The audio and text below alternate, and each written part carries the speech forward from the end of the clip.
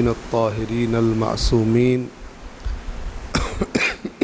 واللعنة الدائمة على أعدائهم أجمعين من يوم عداوتهم إلى قيام يوم الدين. قال الله تعالى في القرآن الحكيم وهو أصدق القائلين: أعوذ بالله من الشيطان الرجيم، بسم الله الرحمن الرحيم.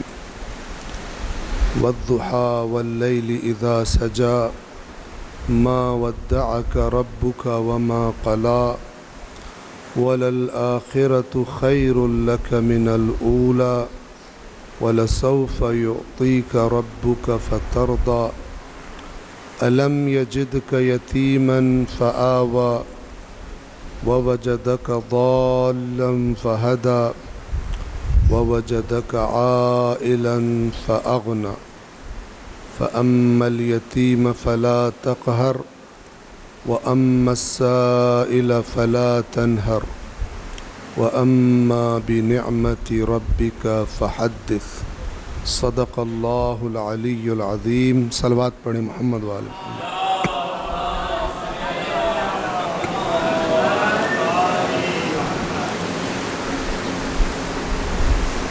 آپ مومنین کے سامنے قرآن کریم کی ایک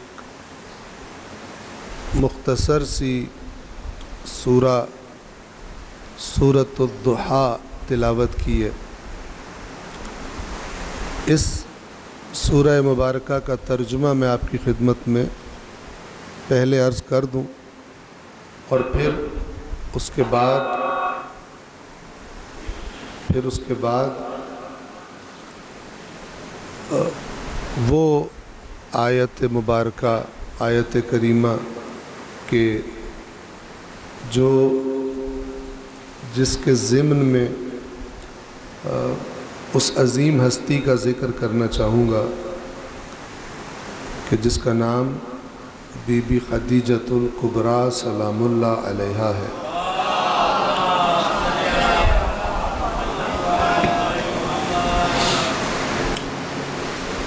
یہ سورہ مبارکہ مکہ میں نازل ہوئی اور اس کے شان نزول میں یہ بتایا جاتا ہے کہ اللہ کے نبی پر جو وحی آتی تھی، ایک مرتبہ وحی آنے کا سلسلہ کچھ دیر کے لیے رک گیا اور یہ بات گویا لوگوں کو بھی پتہ چل گئی تو کفار کے جو ہر بہانہ ڈھونڈ رہے ہوتے تھے رسول اللہ کو تنگ کرنے کا، انہوں نے باتیں شروع کر دی اور گویا طعنے دینے شروع کر دیے کہ اللہ اس سے ناراض ہو گیا، لہذا وحی آنے کا سلسلہ ختم ہو گیا.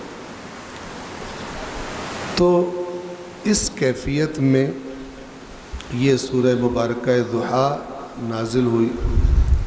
میں صرف اس کی آیات کا ترجمہ پڑھ رہا ہوں تاکہ ہم باقی وقت میں اپنے موضوع پر بات کر سکیں. قسم ہے روز روشن کی اور رات کی جب چھا جائے، آپ کے رب نے آپ کو نہیں چھوڑا اور نہ ہی وہ ناراض ہوا ہے. یعنی یہ اس کا جواب ہے جو طعنے دیے جا رہے تھے.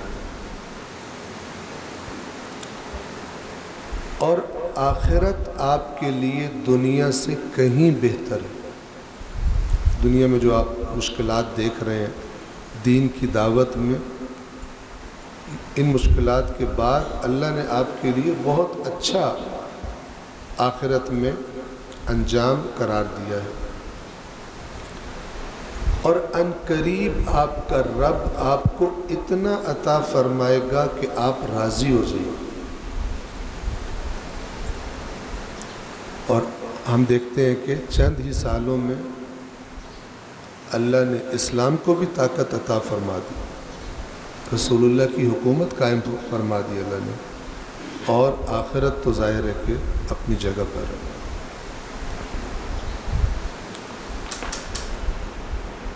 اب توجہ فرمائیں، اگلی باتیں کیا ہے؟ خدا بند عالم نے کیا فرمایا؟ نہ آپ کو آپ کے رب نے چھوڑا ہے اور نہ ناراض ہے۔ تو ان آیات میں اللہ یہ فرما رہا ہے کہ اب تو ہم نے ایک بڑی اہم ذمہ داری اپنی آپ کے کندھوں پہ ڈال دی، نبوت کی ذمہ داری، رسالت کی ذمہ داری۔ اب ہم آپ کو کیسے تنہا چھوڑ سکتے ہیں؟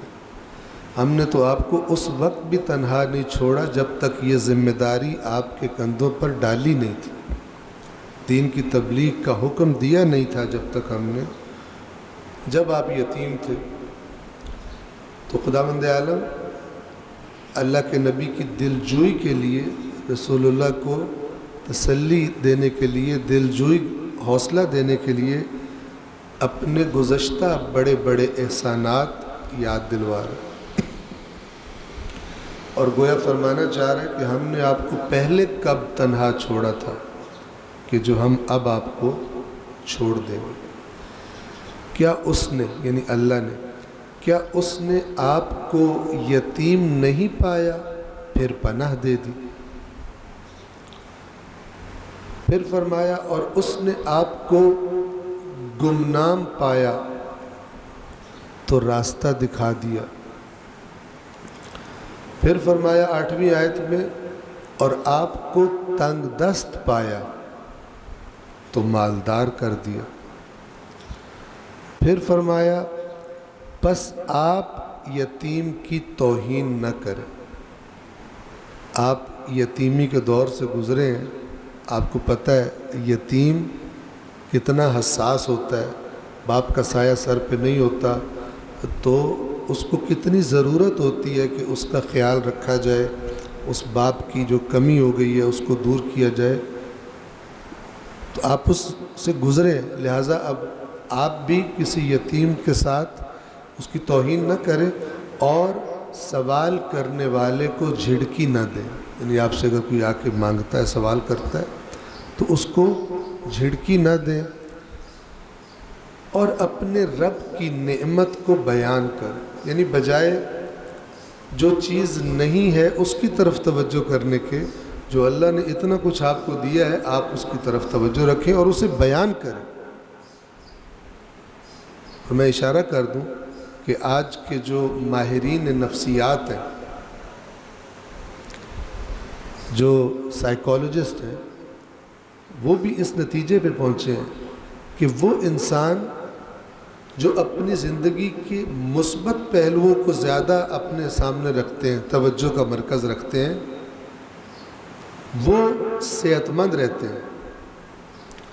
لیکن وہ انسان کے جن کی توجہ زیادہ تر یہی ہوتی ہے میرے پاس یہ نہیں ہے، یہ نہیں ہے، مجھے ٹیچر اچھا نہیں ملا، مجھے دوست اچھے نہیں مجھے ملے، میں اگر کسی دوسرے گھر میں پیدا ہو جاتا تو میں یوں نہ ہوتا، صرف اس پہ فوکس رکھتے ہیں، یہ ناکام بھی رہتے ہیں زیادہ تر اور جسمانی طور پر بھی ان کی صحت خراب ہونے کا زیادہ چانس ہوتا ہے، چونکہ ہمارے بدن کا جو کنٹرول روم ہے وہ دماغ ہے۔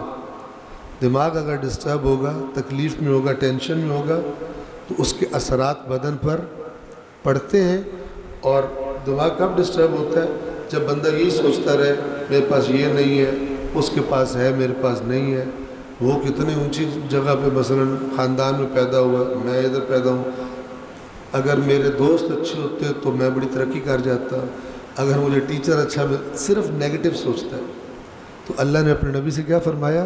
یہ جو کفار کہہ رہے ہیں چھوڑ دیا ہے، وہی نہیں آ رہی ہے، نہیں، اس کو چھوڑ دو۔ آپ جو اللہ نے آپ پر احسان کیے ہیں آپ ان پر زیادہ توجہ رکھیں، اور نہ صرف توجہ رکھیں بلکہ بیان کریں۔ وَأَمَّا بِنِعْمَةِ رَبِّكَ فَحَدِّثْ۔ رسول اللہ کے ساتھ آپ کا تعلق کیسا تھا، رسول اللہ کی نظروں میں آپ کا کیا مقام تھا، وہ بیان کریں۔ مولا نے ایک آیت پڑھی، فَلَا تُزَكُّوا أَنفُسَكُمْ، اپنی پاکیزگیاں بیان نہ کرو، اپنے آپ کی تعریفیں نہ کرو۔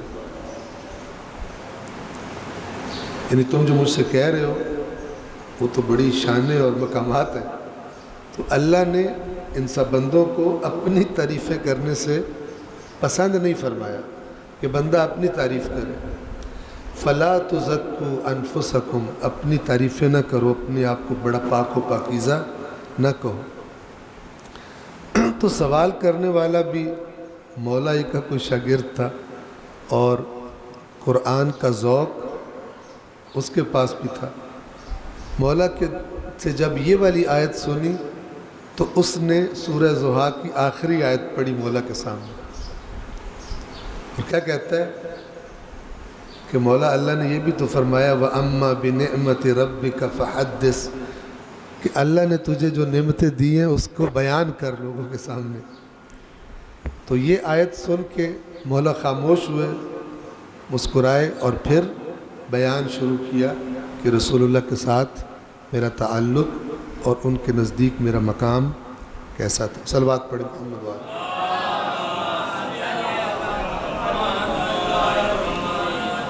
اس سورہ مبارکہ میں جس آیت پر ہم نے بات کریں گے وہ آیت نمبر 8 ہے. اس آیت کا ترجمہ دیکھیں. وَوَجَدَكَ عَائِلًا فَأَغْنَى، کیا ترجمہ ہے؟ اور آپ کو تنگ دست پایا تو مالدار کر دیا. اس آیت کے ترجمے سے آپ کے ذہن میں رسول اللہ کے علاوہ کون سی شخصیت ذہن میں آتی ہے؟ آپ کو تنگ دست پایا تو آپ کو مالدار کر دیا. کون سی شخصیت ذہن میں آتی ہے؟ صلوات پڑھیں ان کی ذات اقدس پر.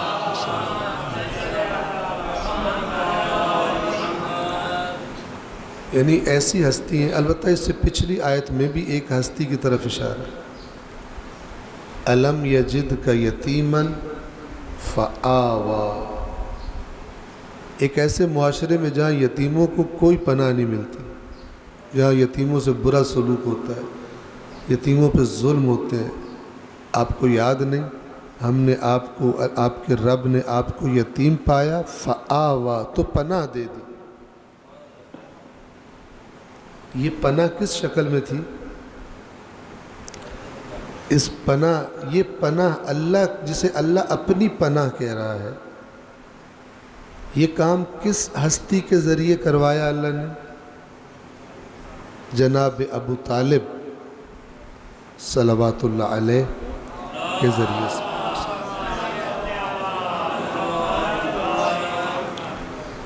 اور یہ جو ہماری نظروں میں فرسودہ اور بیہودہ سی بات ہے کہ حضرت ابو طالب نے اسلام قبول نہیں کیا تھا، یہ ہماری نظروں میں اسی خاندان کا کام ہے جس خاندان نے اس وقت تک اسلام قبول نہیں کیا جب تک تلوار ان کے سروں پہ نہیں لٹکی، اور بعد میں انہوں نے آل رسول کے ساتھ ظلم کیے، آل رسول کو ممبروں سے برا بھلا کہلوایا. تو ان سے کیا بعید ہے کہ اس خاندان کی شان کم کرنے کے لیے، اور خاص طور پہ اس ہستی کی شان کہ جو علی کے بابا ہیں، چونکہ بغض کا مین فوکس تو علی تھے، تو ہر طریقے سے جنہوں نے کوشش کی علی کی شان کم کرنے کی، تو بھلا علی کے اس عظیم بابا کو کیسے چھوڑ سکتے تھے؟ تو ہماری نظروں میں اور اہل بیت اطہار کے فرامین کی روشنی میں ہمارے لیے یہ واضح ہے کہ اس قسم کی جو حدیث، سو کالڈ حدیث، ورنہ حدیث تو نہیں ہے، جو کتابوں میں ان کی آئی ہے وہ بنو امیہ کی کارستانیاں ہیں، اور وہ کوئی ایک کارستانی نہیں ہے، وہ ان کی ایک لمبی فہرست ہے. آپ کو میں اشارہ کر دوں کہ قدیم جو بزرگ علماء ہیں، حدیث کے امام جنہیں کہا جاتا ہے اہل سنت میں، انہوں نے یہ بات کی ہے کہ امیر شام اور ملک شام ان کے فضائل میں جتنے فرمان سب شامیوں نے خود گھڑے، سب شامیوں نے خود گھڑے ہیں، اللہ کے رسول کی ان میں سے ایک بھی حدیث نہیں ہے۔ اب یہ ذکر آ گیا تو سن لیں۔ ایک بہت بڑی شخصیت ہے، انہیں اہل سنت میں کہا جاتا ہے امام ذہبی، امام ذہبی۔ امام ذہبی کی ایک بہت بڑی کتاب ہے، بڑی مشہور کتاب ہے سیر و اعلام النبلاء، یعنی جو بڑی بڑی شخصیات ہیں، اہم شخصیات ہیں اسلام کی، ان کی سیرت۔ تو اس کتاب میں اس نے صحابہ، غیر صحابہ، بڑی بڑی شخصیات کو لے کر آیا ہے اور ان کا بایو ڈیٹا، ان کی زندگی کا ایک خاکہ پیش کیا۔ تو اس خاکے میں وہ ایک شخصیت پر جب پہنچتا ہے کہ جس کا نام ہے امام النسائی۔ یہ نسائی کون ہے؟ یہ ان 6 افراد میں سے ہیں جن کی کتابیں، حدیث کی کتابیں اہل سنت کے ہاں سب سے زیادہ معتبر سمجھی جاتی ہیں۔ ان میں سے ایک کتاب ہے سنن نسائی، سنن النسائی۔ یہ وہ شخصیت ہے جنہوں نے یہ کتاب جمع، بہت بڑے محدث تھے۔ ایک سفر میں یہ شام گئے، ملک شام۔ جب یہ وہاں گئے تو انہوں نے دیکھا کہ شامی لوگ حضرت علی کی بہت توہین کرتے ہیں، نعوذ باللہ، عیب گوئی کرتے ہیں، لعن کرتے ہیں، سب کرتے ہیں، بد زبانی کرتے ہیں۔ تو انہوں نے امیر المؤمنین کی شان میں اللہ کے نبی کے جتنے فرمان تھے اکٹھے کیے، اور ایک کتاب وجود میں آئی جس کا نام ہے خصائص الامام علی ابن ابی طالب، یا خصائص امیر المؤمنین علی ابن ابی طالب، یعنی امیر المؤمنین علی ابن ابی طالب کی خصوصیات۔ اور کون سی خصوصیات؟ جو رسول اللہ نے بیان کی، کسی اور نے بیان نہیں کی۔ تو یہ کتاب جب اس کے بارے میں شامیوں کو پتہ چلا تو شامیوں نے ان کا گھیراؤ کر لیا۔ آپ لوگ تو جلاؤ گھیراؤ سے واقف ہیں، ٹھیک ہے؟ تو انہوں نے گھیراؤ کر لیا۔ میں اس لیے کہہ رہا ہوں کہ آپ کو پتہ ہے میں تو میرا تعلق فیصل آباد سے ہے، فیصل آباد کے قریب میرا گاؤں ہے، پنجاب سے۔ تو میں نے چھوٹے ہوتے جو مجھے پہلی دفعہ جلاؤ گھیراؤ میں نے سنا تھا وہ کراچی کے بارے میں سنا تھا۔ اس لفظ کی جو پہلی انٹروڈکشن ہے وہ یہاں سے مجھے جلاؤ گھیراؤ سے۔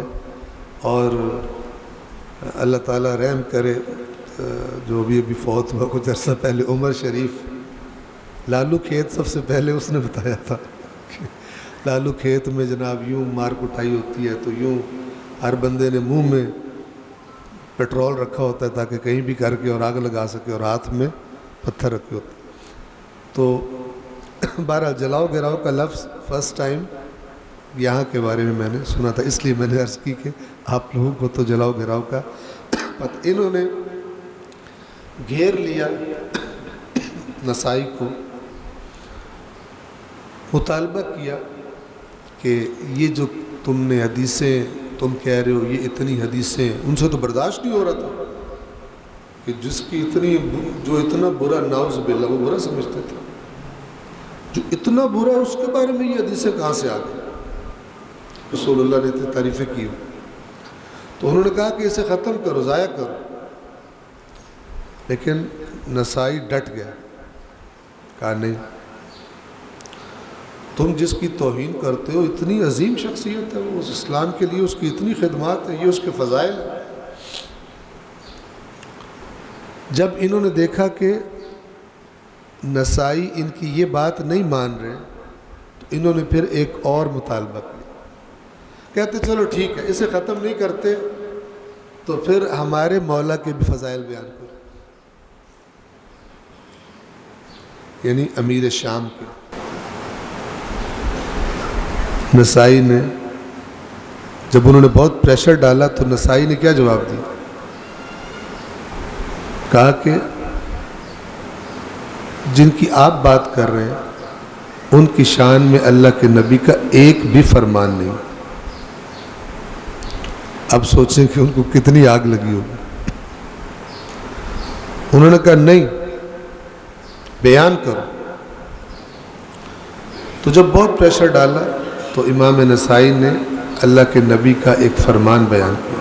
کہتے ہیں ہاں اللہ کے نبی کا ایک فرمان ہے ان کے بارے میں، اور وہ فرمان یہ ہے کہ اللہ کے نبی نے انہیں بد دعا دی تھی، اللہم لا تشبع بطنہ، اے اللہ اس کا شکم کبھی نہ بھرے۔ اور وہ واقعہ آپ سب کو معلوم ہے کہ اللہ کے نبی نے بلوا بھیجا، جواب دیا کہ میں کھانا کھا رہا ہوں، تھوڑی دیر بعد پھر بھیجا بندہ، پھر جواب دیا میں بھی کھانا کھا رہا ہوں۔ تیسری دفعہ، حالانکہ ہونا تو یہ چاہیے تھا، اللہ کے نبی نے حکم دیا ہے تو پہلا نوالا بھی یہاں پہ تو چھوڑ کے آ جاؤ۔ تیسری دفعہ پھر کہا کھانا کھا رہا ہوں، اللہ کے نبی نے فرمایا اے اللہ اس کا پیٹ کبھی نہ بھرے۔ تو جب یہ بات کی امام نسائی نے تو شامیوں نے کیا کیا؟ پکڑ کے مارا، اتنا زیادہ مارا کہ شدید زخمی ہو گئے، اور ان کے شاگرد انہیں وہاں سے لے کے نکلے تو صحیح، لیکن انہی زخموں سے امام نسائی اس دنیا سے چلے گئے۔ چاہتے تو اپنی جان بچانے کے لیے ہیرا پھیری کر سکتے تھے، لیکن اس کو پتہ تھا کہ اگر میں نے کوئی اپنی زبان سے حدیث بیان کر دی قیامت تک میرے نام سے چلے گی، کہ امام نسائی نے یہ فرمایا، اتنے بڑے محدث نے۔ تو انہوں نے مار کھانا گوارا کر لیا، لیکن امیر المومنین کے فضائل بیان کیے، اور دوسری طرف کسی بھی حدیث کو صحیح ماننے سے انکار کر دی۔ تو اس علی کے بابا کی بات ہو رہی تھی اور بات ادھر چلی گئی۔ اس علی کے بابا کو بھی ان کی شان کم کرنے کے لیے، بڑا سادہ ہے وہ انسان جو یہ سمجھے کہ بنو امیہ نے کچھ نہیں کیا ہوگا، جنہوں نے اتنی شان والے کو، جس کو نبی نے اپنا بھائی کہا، ہارون کہا، جیسے موسیٰ کے ساتھ ہارون تھے، اور ختم ہی نہیں ہوتی اتنی حدیثیں، جنہوں نے ان کو نہیں چھوڑا، وہ ان کے بابا کو بھلا کہاں چھوڑ سکتے ہیں؟ صلوات پڑھیں محمد والے۔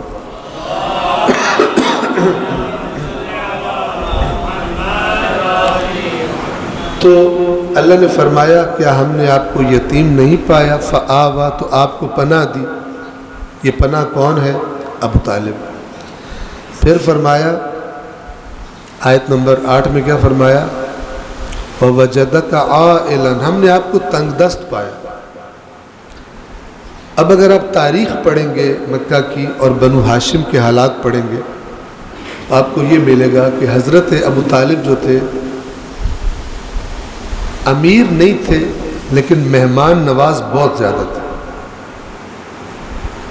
تو مہمانوں پر اتنا خرچتے تھے کہ مقروض ہو جاتے تھے۔ اور رسول اللہ کے کفیل کون تھے؟ ابو طالب، جناب ابو طالب تھے۔ تو ان کے جو حالات ہیں وہ سخت ہی رہتے تھے مالی اعتبار سے۔ تو ایک دفعہ جناب ابو طالب نے اپنے بھتیجے کو، عبداللہ کے یتیم کو بلایا مشورہ کرنے کے لیے، چونکہ سمجھدار تھے، بہت سمجھدار تھے، اور کہا کہ آپ کو پتہ ہے کہ بہت سارا قرض ہم پہ چڑھ گیا، تو آپ سے مشورہ یہ کرنا ہے کہ آپ کو پتہ ہے یہ جو بی بی خدیجہ ہے یہ لوگوں کو کاروبار کے لیے قرض دیتی ہیں، جو کاروبار کرنا چاہے ان کو یہ قرض دے دیتی ہیں اور کہتی ہیں کہ واپس آ کر وہ قرض مجھے لوٹا دینا۔ تو میں اور آپ مل کے چلتے ہیں ان کے پاس اور قرض کا مطالبہ کرتے ہیں. یہ دونوں چلے اور جدھر جا رہے تھے وہ بی بی پہلے سے اس موقع کی تڑپ میں تھی، انتظار میں تھی. کیوں؟ اس کا ایک بیک گراؤنڈ ہے. بی بی خدیجہ مکے جیسے، آپ کو پتہ ہے مکہ کا ماحول بہت گندا تھا، ہر اعتبار سے پستی کے شکار تھا.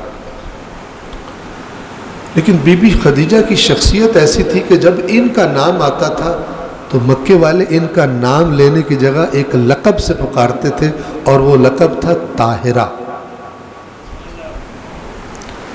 یہ معمولی بات نہیں ہے. ایک ایسا ماحول جہاں لوگ برے ہیں، پست ہیں، عورتوں کے بارے میں عورتوں کا احترام نہیں ہے، عورتوں کو گھٹیا سمجھتے ہیں.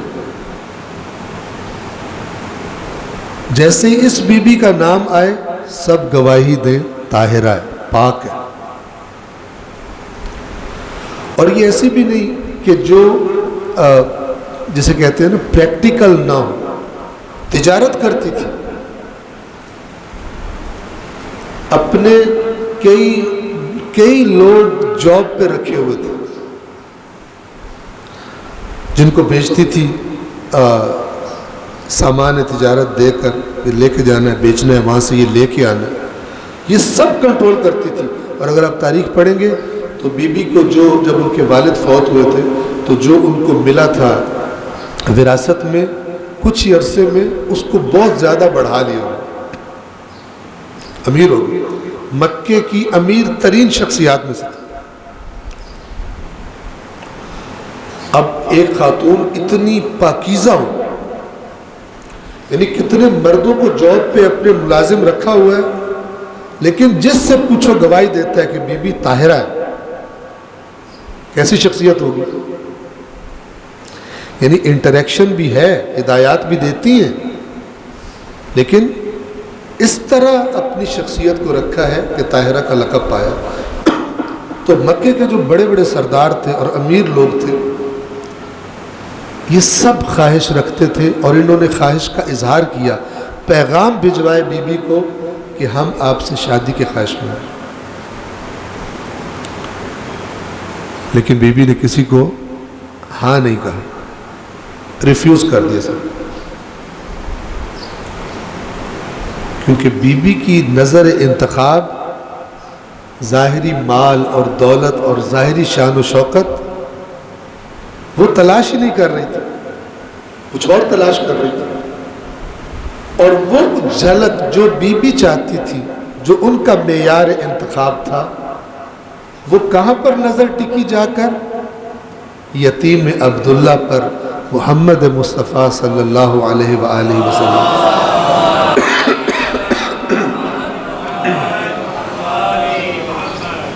چند واقعات پیش آئے بی بی خدیجہ کی زندگی میں.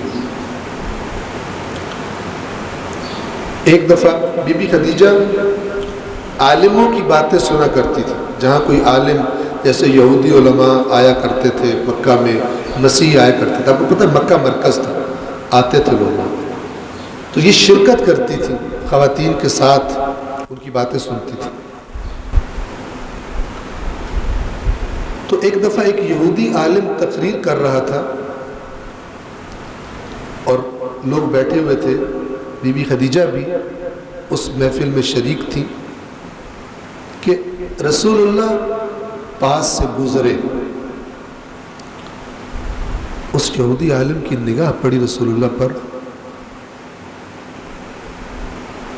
تو اس نے کہا کہ یہ جو شخص ابھی ابھی یہاں سے گزرا ہے یہ عام ہستی نہیں ہے. مجھے لگتا ہے کہ اللہ نے آخر الزمان میں جس نبی کا، آخری نبی کا ہماری کتابوں میں ذکر ہے، ہماری تورات میں ذکر ہے، جو نشانیاں بتائی گئی ہیں، میرا گمان ہے کہ یہ وہ ہستی ہے. آپ کو پتہ قرآن میں اللہ نے کیا فرمایا؟ جن کو ہم نے کتاب دی ہے وہ ہمارے رسول کو ایسے پہچانتے ہیں جیسے اپنے بیٹوں کو پہچانتے ہیں.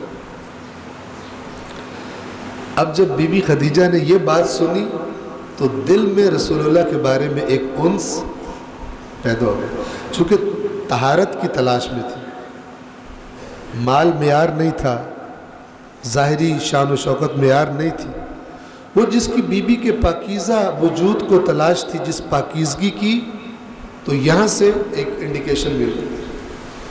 پھر ایک دفعہ بیوی سوئی ہوئی تھی, خواب میں دیکھا کہ میرے گھر کے آنگن میں سورج اتر آیا. یہ ایک اور اشارہ مل گیا. اب اس قسم کے چند اور واقعات, اشارے. اب بی بی خدیجہ اس انتظار میں تھی کہ کوئی موقع ملے اور میں محمد ابن عبداللہ سے یہ درخواست کروں. انتظار میں تھی کہ وہ چچا بھتیجا والا مشورہ ہوا اور دونوں چچا بھتیجا آ گئے بی بی کے پاس. بی بی کو کب سے انتظار تھا, بے حد خوشی کی حالت میں بٹھایا گیا رسول اللہ کو جناب ابو طالب, اور بی بی نے پوچھا ان سے کہ میں کیا کر سکتی ہوں, آپ کس لیے تشریف لائے. اب گفتگو رسول اللہ نے کی کہ ہمیں آپ سے, جیسے آپ لوگوں کو تجارت کے لیے قرض دیتی ہیں, ہمیں بھی آپ سے کچھ قرض چاہیے, اور ہم آپ کا قرض جو ہمیں منافع ہوگا, تجارت میں تجارتی قافلہ جا رہا ہے, تو ہم آپ کو منافع کے ساتھ آپ کی اصل رقم بھی لوٹا دیں. آپ سوچیں وہ کتنی خوش ہوئی ہوگی کہ میرے سے ان کو کام پڑا. تو بی بی نے کہا کہ کتنے چاہیے آپ, میں تیار ہوں, سودا منظور ہے مجھے, ایگریمنٹ منظور ہے, آفر آپ کی قبول ہے.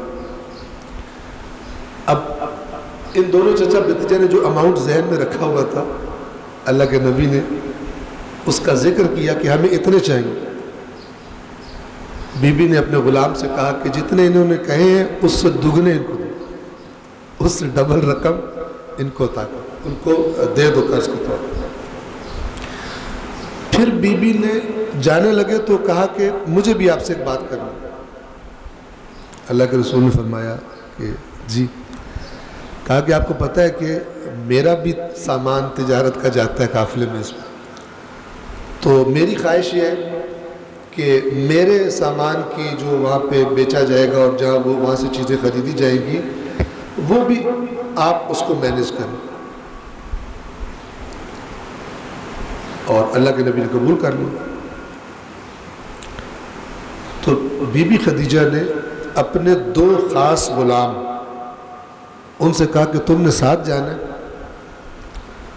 اور تمہارا اور کوئی کام نہیں ہے, تم نے صرف ان پہ نظر رکھنی ہے, ان کے سونے پر, ان کے جاگنے پر, ان کی باتوں پر, اور مجھے آ کے بتانا ہے کہ یہ کیسے ہے.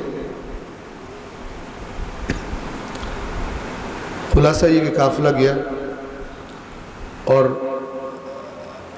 اللہ کے نبی بھی ساتھ گئے. ہوا یہ کہ لوگوں نے اپنا جو سامان تھا جب یہ لے کے وہاں پہنچے تو انہوں نے اپنا سامان جلدی جلدی بیچ دیا, رسول اللہ نے نہیں بیچا. تفصیلات کو میں چھوڑتا ہوں. رسول اللہ نے ایسی پالیسی اپنائی کہ سب سے زیادہ پروفٹ اللہ کے نبی کو اس قافلے میں جتنے گئے تھے تاجر, سب سے زیادہ پروفٹ ہوا. واپس آئے,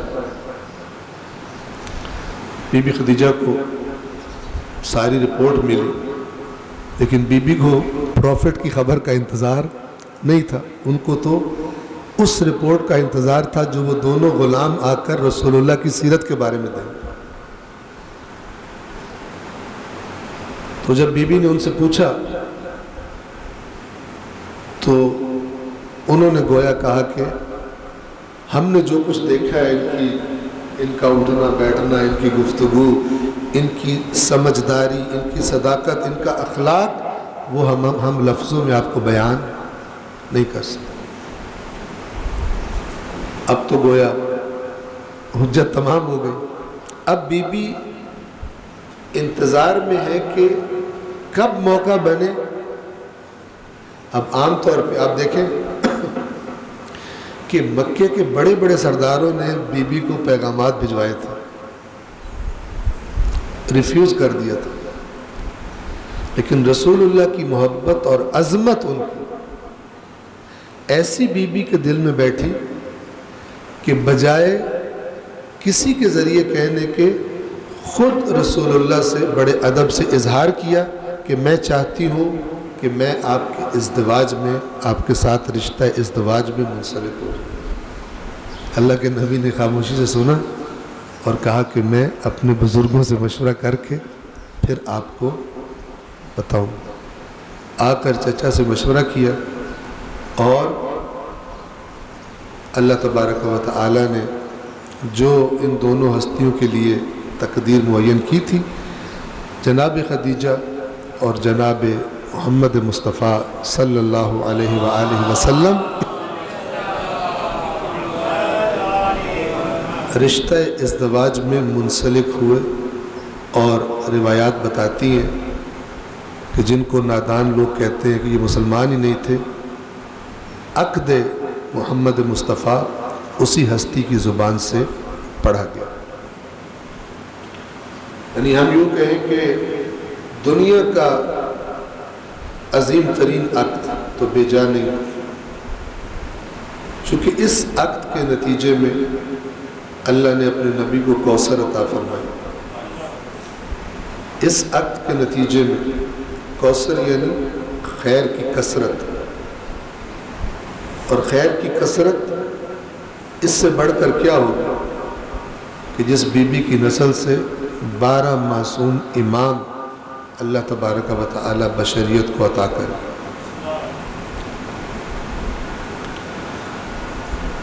دوبارہ جو بات آپ کی خدمت میں عرض کرنا چاہتا ہوں وہ اس سے اگلی والی، جیسے ہی نکاح ہوا، جب یہ بات مکے میں پھیلی تو لوگوں نے عجیب عجیب باتیں شروع کر کہنے لگے کہ ہم تو اس کو بڑا سمجھدار سمجھتے تھے، تو بالکل ناسمجھ نکلی۔ مکے کے سیٹھوں کو چھوڑ کر یہ عبداللہ کا یتیم جو کل قرضہ مانگنے آیا ہوتا ہے، نہ سمجھی دنیا کے معیار کے مطابق افسوس کرتے تھے۔ خدیجہ بڑی ناسمجھ، بڑا برا فیصلہ کیا۔ جیسے نکاح ہوا، شادی ہوئی، آپ کو پتہ ہے جب عقد ہوا تو بی بی خدیجہ کے گھر میں عقد ہوا۔ جب نکاح ہو گیا، جناب ابو طالب اٹھے، باقی لوگ اٹھے واپس جانے کے لیے، رسول اللہ بھی اٹھے۔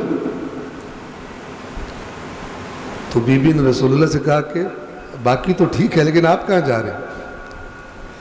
اللہ کے نبی نے گھر جا رہا ہوں۔ بی بی کا جملہ جو روایات میں ہے، کہا کہ آج کے بعد یہ کنیز بھی آپ کی ملکیت ہے اور یہ گھر بھی آپ کی ملکیت ہے، اور میرے پاس جو مال و دولت ہے وہ بھی آپ کی ملکیت ہے۔ عام طور پر اگر بیوی امیر ہو اور شوہر غریب ہو تو آپ کو پتہ کیا سسٹم چلتا ہے، لیکن اس بی بی کا انتخاب دیکھیں اور پھر اس انتخاب کے بعد رویہ دیکھیں۔ سارے مکے میں کیا افواہیں اڑی ہوئی ہیں، کیا باتیں ہو رہی ہیں، نا سمجھ ہے، بڑا غلط کام کر دیا ہے۔ تو بی بی نے کہا ابھی ان کو اور میں سبق سکھاتی ہوں۔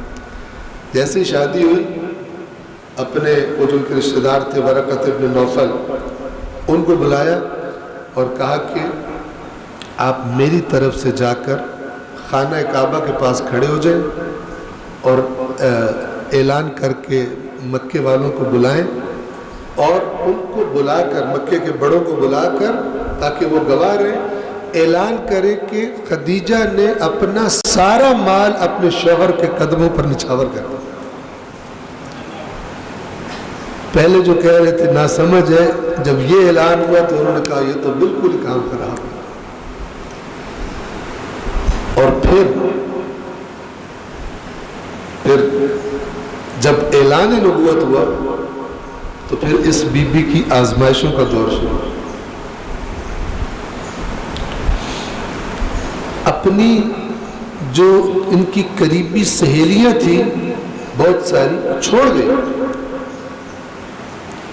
کیونکہ کئی جو سہیلیاں ہوتی ہیں وہ کس لیے ہوتی ہیں، جیسے وہ گڑ پہ مکھیاں آ جاتی ہیں، جب پیسہ بندے کے پاس ہو تو ہر ایک کا دل کرتا ہے کہ ہماری دوستی ادھر ہو، لیکن جب وہ صورتحال ختم ہوئی اور بی بی خدیجہ کا مال اسلام پر خرچ ہونا شروع ہوا، کوئی آتا تھا کہ میں نے آپ کا قرض دینا ہے تو بی بی اشارے کنائے میں اسے کہتی تھی کہ اگر محمد مصطفیٰ پر ایمان لے آؤ تو تمہارا قرض ہم معاف کر دیں۔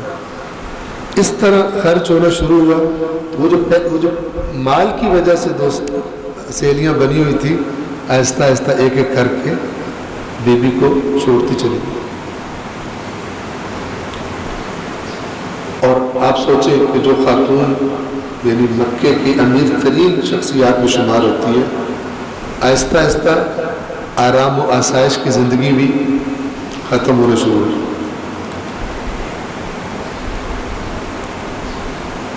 جب 40 سال کے قریب عمر پہنچی، عمر مبارک رسول اللہ کی، تو زیادہ ٹائم گزارنے لگے پہاڑ پر، جس کو جبل النور کہتے ہیں، جس میں غار حرا ہے۔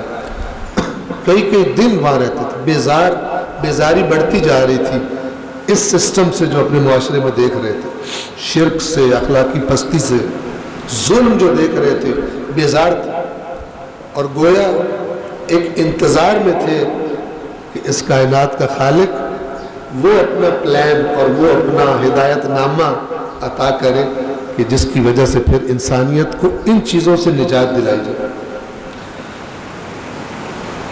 وحی کا سلسلہ جب شروع ہو گیا، اس کے بعد بھی جایا کرتے تھے، پہلے بھی جاتے تھے، اس کے بعد بھی جایا کرتے تھے۔ تو روایت میں یہ ہے کہ جناب خدیجہ کھانا وغیرہ لے کر خود جایا کرتی تھی۔ اب آپ میں سے جو غار حرا کی جس نے زیارت کی ہے اس کو بہتر پتہ ہے، جنہوں نے نہیں کی اللہ عطا فرمائے اور بار بار عطا فرمائے۔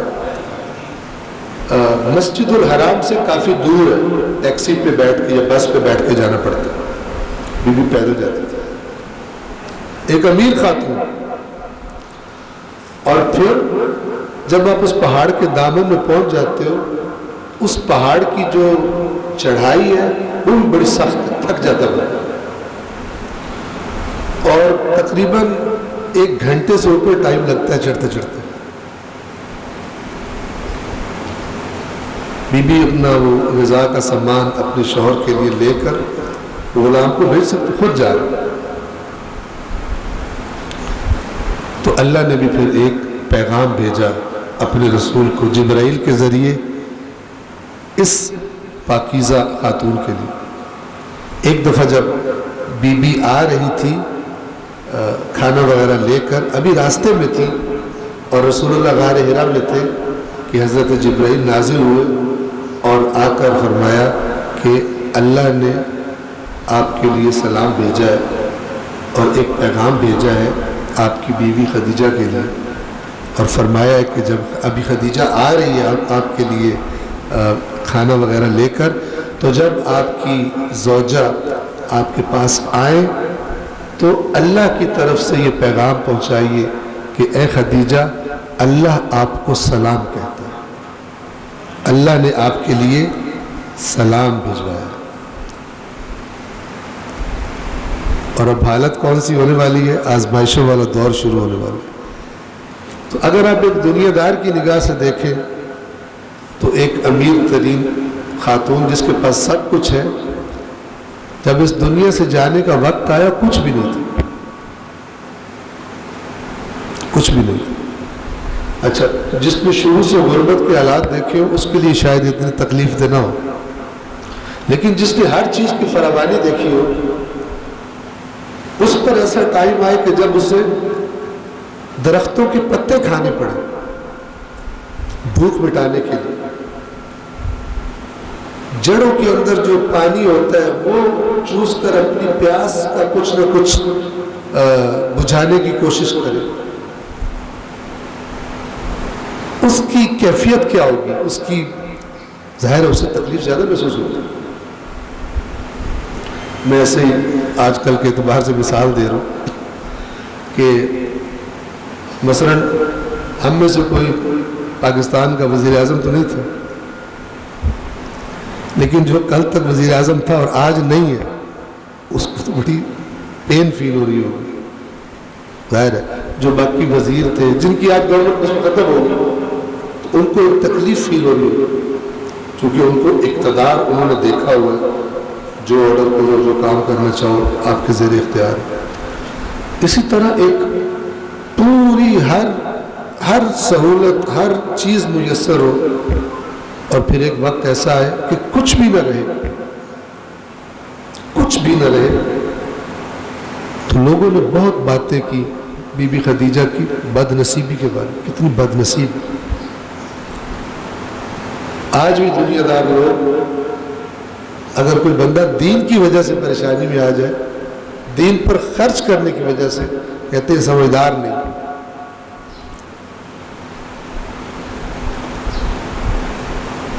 لیکن اس بی بی کو عظمت یہ ملی کہ روز قیامت تک اللہ نے ان کی طرف اس آیت میں اشارہ رکھ دیا کہ جو بھی اس آیت کو پڑھے گا، نہیں بھی پتہ تو پوچھے گا کہ اللہ کے نبی اگر تنگ دست تھے تو اللہ نے کیسے مالدار کیا؟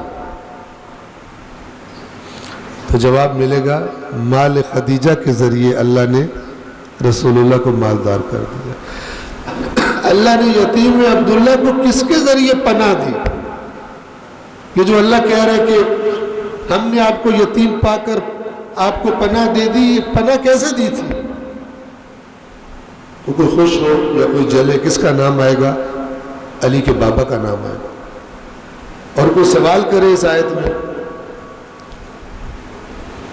کہ اس تنگ دستی کو اللہ تعالیٰ نے کس کے ذریعے ختم کیا، تو جواب ملے گا بی بی خدیجۃ الکبریٰ کے ذریعے سے. صلوات پڑھیں محمد وعلیہ.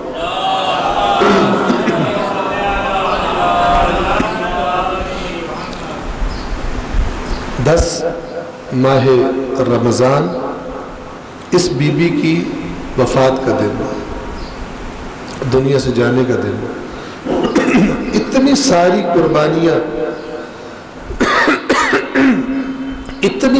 قربانیاں دینے کے بعد بھی جب اس دنیا سے جانے کا وقت قریب آیا تو بی بی رسول اللہ سے کہتی ہیں اگر مجھ سے کوئی کمی اور کوتاہی ہو گئی ہو تو مجھے معاف کر دیجیے. مجھ سے کوئی کمی کوئی کوتاہی اگر ہو گئی ہو تو مجھے بخش دیجیے. اور اللہ کے نبی جو روایات میں نقل کیا، روایات میں بتایا گیا، یہ بات سن کے رو پڑے. اور کتنی حدیثیں ہیں بی بی خدیجہ کے بارے میں.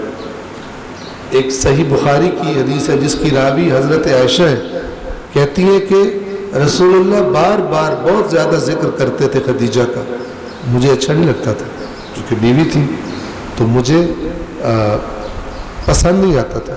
تو ایک دفعہ جب میرے سامنے ذکر کیا اللہ کے نبی نے خدیجہ کا تو میں نے کہا کہ آپ اس کا ذکر کرتے ہیں، وہ تو بڑھیا تھی، اللہ نے اس سے بہتر آپ کو بیوی عطا فرمائی. اللہ کے نبی غضبناک ہو اور جملہ کیا ارشاد فرمایا، یہ روایت خود حضرت عائشہ کی روایت ہے، کہتی ہے اللہ کے نبی نے فرمایا تم جو میری بیویاں ہو تم میں سے کوئی ایک بھی خدیجہ کے برابر نہیں ہو سکتا. خدیجہ اس وقت مجھ پر ایمان لائی جب لوگ مجھے جھٹلا رہے تھے، اور خدیجہ اس وقت میرا سہارا بنی جب سب مجھے چھوڑ گئے تھے. تم میں سے کوئی خدیجہ کا مقابلہ نہیں کر سکتا. غضبناک ہو، حالانکہ اللہ کے نبی بہت کم غضبناک ہوتے تھے، چہرے کا رنگ بدل گیا. اتنی محبت اور میں کہوں عقیدت اس عظیم بی بی کے بارے میں تھا. خصوصیات دیکھیں، اور میں خود بھی اللہ مجھے توفیق دے اور آپ کو بھی ان خصوصیات کو اپنانے کی کوشش کریں. ان داستانوں کے بیان کا فائدہ انسان کو اصل میں تبھی ہوتا ہے. ایک صفت انتخاب کا معیار کیا ہونا چاہیے؟ کسی کو آپ دوست بنانا چاہتے ہیں، شریک حیات بنانا چاہتے ہیں اپنے بچوں کے لیے، کیونکہ جو بڑے ہیں وہ تو ان کا ٹائم تو گزر چکا ہے اور مہنگائی کا دور ہے، دوبارہ سوچنا بھی مشکل ہے، مہنگائی بھی بہت ہے اور خطرات بھی بہت ہوتے ہیں اس راستے میں، لہٰذا بچوں کے بارے میں آپ سوچیں کہ جب ان کے لیے انتخاب کریں گے تو بی بی خدیجہ کے معیار ذہن میں رکھیں، ظاہری چیزوں پہ نہیں بلکہ پاکیزگی پر نگاہ رکھیں۔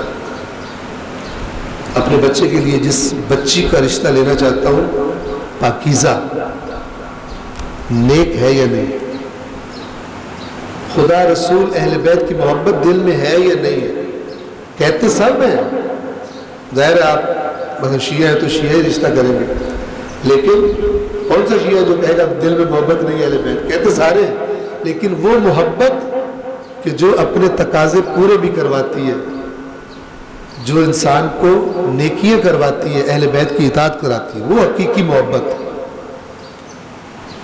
تو اگر تولنا پڑے تو اس کو وزن زیادہ دیجیے گا، اگر مال کے ساتھ تولنا پڑے، اس لیے کہ اللہ کے نبی کا فرمان روایات میں کہ جو کسی خاتون سے اس کے مال کی وجہ سے یا اس کی خوبصورتی کی وجہ سے، باقی چیزیں نہیں، مال اور حسن، جو ان کی وجہ سے کسی عورت سے شادی کرتا ہے، اللہ اسی مال میں اور اسی حسن سے اس کو برائی دکھاتا ہے۔ یہی مال اور یہی حسن اس کے لیے بعد میں مصیبت بنتا ہے، اور پہلے کتنے عشق سے شادی کی ہوتی ہے، بعد میں کہتے ہیں تیری شکل دیکھنے کا دل نہیں کرتا میرا، جاتی کیوں نہیں ہوتی، جملے بولتے ہیں۔ جس شکل کے لیے پہلے پتہ نہیں کیا پاپڑ بیلے تھے حاصل کرنے کے لیے، بعد میں وہ شکل اچھی نہیں لگتی، کیوں؟ وہ چیز نہیں دیکھی تھی کہ جس کی سجیشن اللہ اور رسول نے دی تھی، اخلاق، پاکیزگی، دینداری، چونکہ جب یہ صفات ہو تو پھر خواتین ٹیڑھے میڑھے الٹے سیدھے مطالبے اور بات بات پہ غصے اور لڑائیاں اور یہ وہ نہیں کرتی، بلکہ اپنے گھر میں اچھے سلوک اور اچھے اخلاق کو، اللہ کے نبی کے الفاظ انہوں نے سنے ہوتے ہیں، اس کو اللہ کی راہ میں جہاد سمجھتی ہے کہ عورت کا جہاد یہ ہے کہ گھر میں اچھی طرح رہے، اپنے شوہر کے ساتھ اچھا سلوک کرے، اچھا برتاؤ کرے، اچھا اخلاق رکھے، یہ عورت کا جہاد ہے۔ لیکن یہ وہی کرے گی نا، ورنہ تو جہاد پر جیسے ہوتا ہے آپ کو پتہ ہے جنگی ہو جاتی ہے۔ تو بس ایک بی بی خدیجہ کی شخصیت سے کیا میسج ہے؟ انتخاب کا معیار۔ بی بی نے شوہر کے انتخاب میں جو ہم نے بات کی، لیکن ہم دوست کے انتخاب میں، شریک حیات کے انتخاب میں، مشیر کے انتخاب میں کس سے مشورہ لینا ہے؟ معیار دنیا کی ظاہری شان و شوکت بڑائی اس کو نہ بنائیں، بلکہ پاکیزگی کو معیار بنائیں، دین کو معیار بنائیں۔ بی بی خدیجہ کی شخصیت کا ایک پیغام۔ دوسرا پیغام،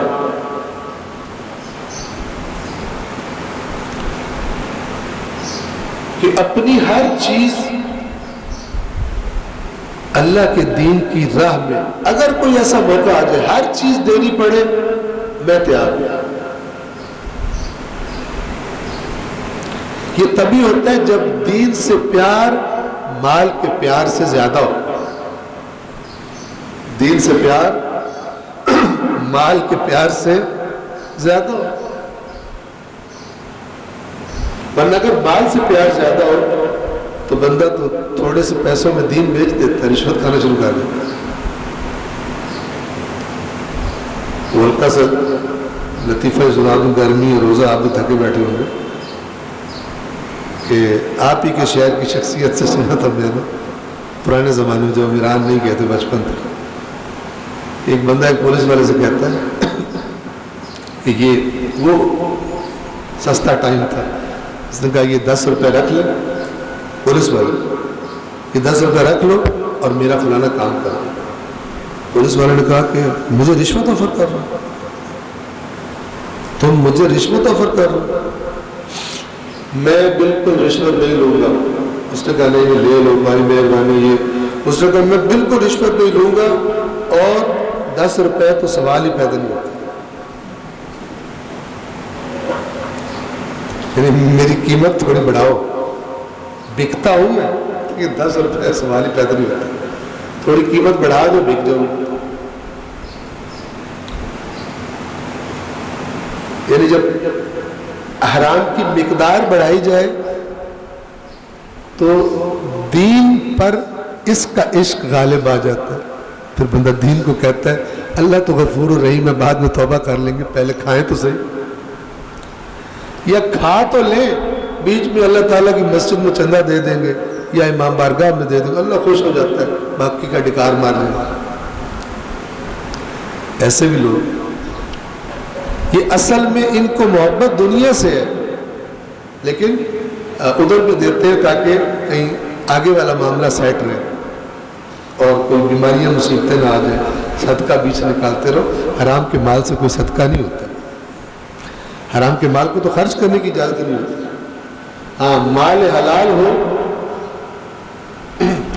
جن راستوں سے اللہ نے اجازت دی ان سے کمایا ہو, اور اس بات کے لیے آمادہ ہو کہ اگر خدا کا دین تقاضا کرے تو نہ جان دیکھوں گا نہ مال دیکھوں گا. یہ وہ صفت ہے جس کی قرآن میں اللہ نے تعریف کی ہے. اور اللہ کیا فرماتا ہے کہ انما المؤمنون الذین آمنوا باللہ ورسولہ. اس میں بات تمام کر رہا ہوں, یہ آخری آیت کی طور پر پڑھ رہا ہوں. انما المؤمنون, مومن تو صرف وہ ہے, یعنی اصلی اور حقیقی اور پیور مومن کون ہے؟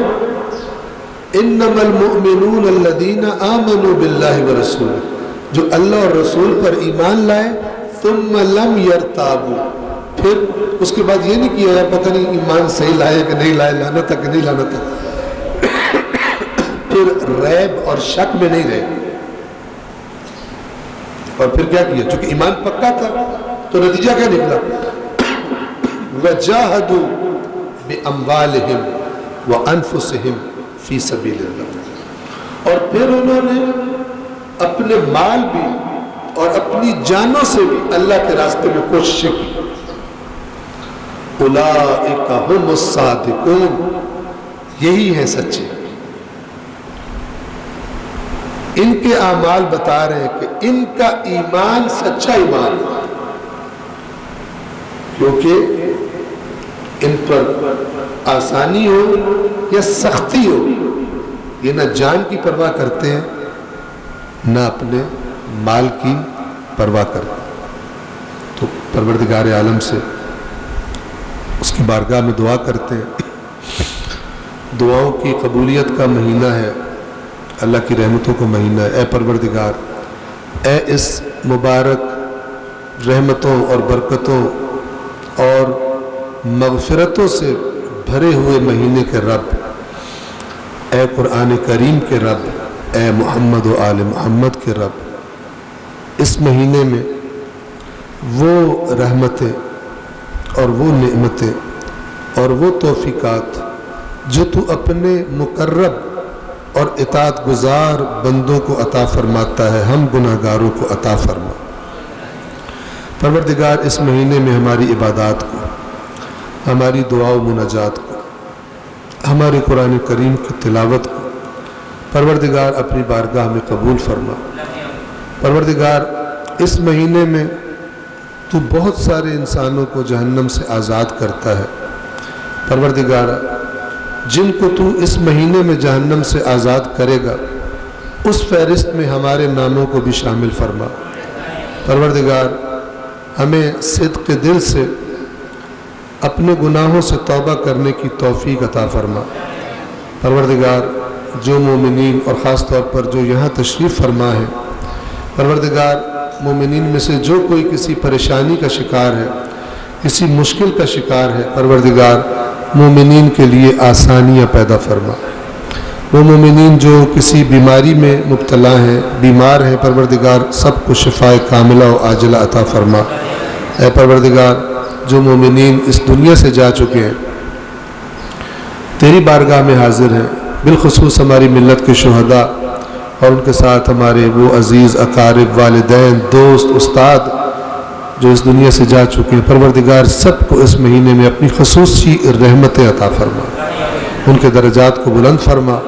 اے پروردگار ہمارے وہ برادران جو یہاں پر یا دیگر مساجد میں، امام بارگاہوں میں تیرے دین کی تبلیغ کے لیے اہتمام کرتے ہیں، کوشش کرتے ہیں کہ لوگ دین کی بات سنیں، ذکر پروردگار، آیات قرآن، ذکر اہل بیت سنیں، پروردگار اس زحمت کرنے والوں کی زحمت کو اپنی بارگاہ میں قبول فرما، شرکت کرنے والوں کو اور انتظام کرنے والوں کو پروردگار توفیقات خیر میں اور رزق حلال میں برکت عطا فرما۔ اللہم صلی علی محمد و آل محمد۔